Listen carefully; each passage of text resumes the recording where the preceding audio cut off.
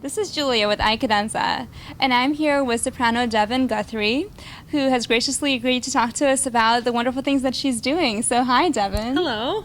My first question for you is, how did you first get started singing?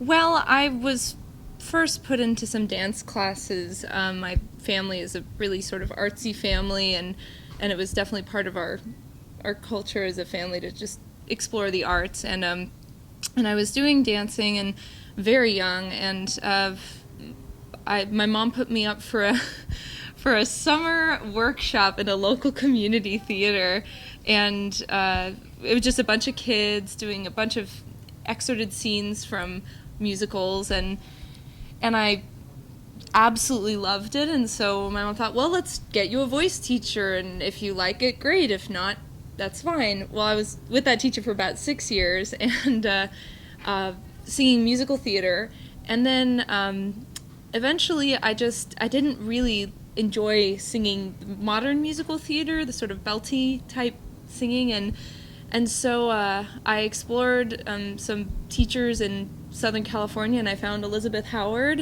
who gave me classical technique, and the rest is history. She gave me O mio babbino caro and Di Forella by Schubert, and I was sold. Beautiful music. Yeah. And you've done some incredible things in your own career now. You sang at Tanglewood under the baton of James Levine. Mm-hmm. You've also just done an incredible summer. Talk to us a little bit about the things that you're doing. Those were amazing summers. They were great experiences.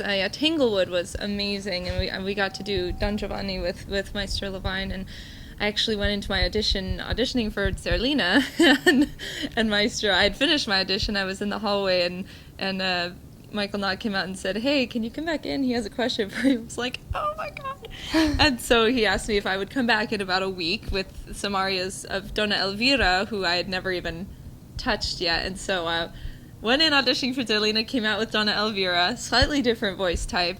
And so that was great. But also Tanglewood has a fantastic song and chamber music program, and we were able to work, continue studies much like Songfest, in those capacities. And then Santa Fe was really, really great. I really didn't want to leave. I was an apprentice there for this last summer, and that was more opera than song, which was a great experience. And to be able to just work with the conductors and the directors and the singers, and such a high quality, high budgeted company, it was just wonderful.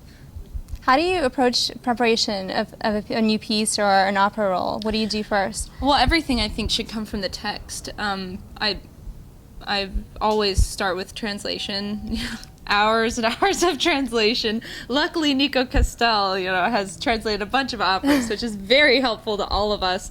But still sometimes it requires a lot of translation and coming from the text, and because the music, 99.9% of the time is inspired from text, and so I start there, figure out what every word means, and then you can turn to the score, and I like to sort of, if I can, approach the text as it was originally written, as a poem before I approach what's on the page, because that was what the composer read, was just as a piece of art, just written as it is, and then I go and rhythms and notes, and then after you learn all that, just the basics, then approaching style, performance practice, how each composer wrote different different things. Some composers hardly wrote any dynamic markings, and so on and so forth, and so you have to look from the context of that composer.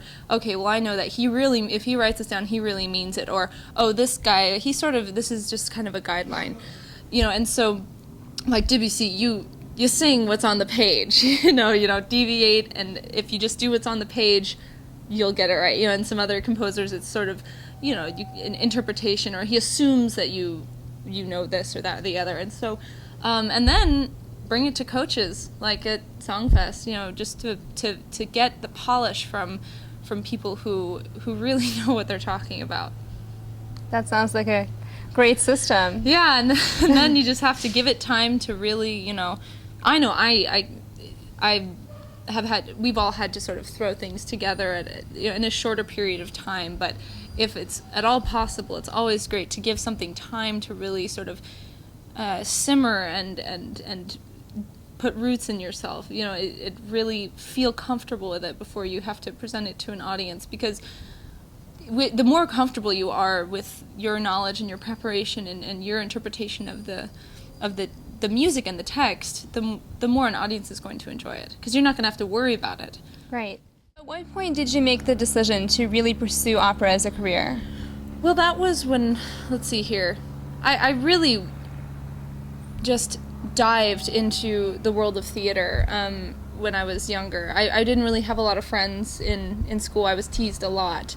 And in the stage, in theater, and in the context of a cast, I felt at home. I had friends. I had a community who I could identify with, and school life was just so horrible because of just usually artists or kids into the arts are maybe a little bit different, a bit, I don't know, whatever happened. I don't know why, but that's where I really had a community, people who were into music and art, and basically we're all storytellers. I mean, that's what we are. And I really wanted to be a part of that. And like I said, I really just wasn't comfortable vocally with the direction that musical theater was going. And that's when the teacher I was with suggested, hey, have you ever thought of singing classically? And I said, well, no. And like I said, he gave me O mio babbino caro and Di Forelle, and I was absolutely hooked. And I was, fortunate enough to I was with this teacher for less than a year, and he said, I don't know how to teach this technique. Go find someone who does. And that's amazing. I found, that was really wonderful of him. I'll always be grateful for that, because he could have just taken my money and taught me whatever. And but I found Elizabeth Howard, who I was with for 6 years, still near and dear to my heart, and we built a technique. She gave me a classical voice, and it was about in maybe sophomore year of high school that I sort of realized there's nothing else I can do in this world. Well, I mean, I could if I wanted to, but this is what I'm here to do. I need to do this. There's nothing else that I would be happy with. And that's when I was already pretty serious about it, but I really realized that this is my future, and started looking at colleges and conservatories and things like that. So that's when I really kicked it into high gear. So if you weren't a singer, what would you be doing? I have no idea. I have absolutely no idea.